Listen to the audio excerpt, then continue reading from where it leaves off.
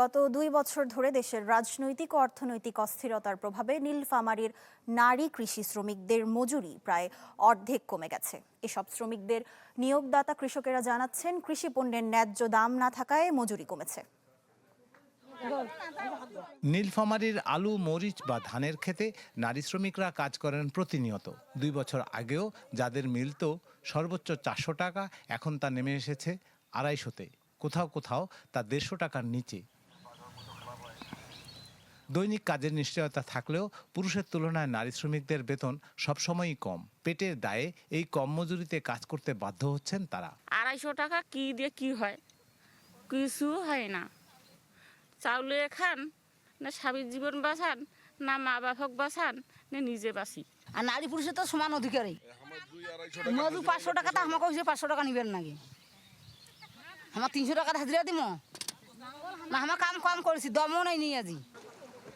গত 2-2.5 বছরে দেশের রাজনৈতিক অস্থিরতায় কৃষি পণ্যের দাম নাই, ফলে কৃষি শ্রমিকদের মজুরিতে এই ধস নেমেছে বলে মত দিচ্ছেন এসব নারী শ্রমিকদের নিয়োগদাতা। মজুরির অবস্থা তো ভালো না, 200 টাকা 250 টাকা দিবে চাচ্ছে না। নতুন বাংলাদেশ গড়তে এলো জুলফিকার স্টিল। জুলফিকার স্টিল, ইস্পাত দৃঢ় অঙ্গীকার।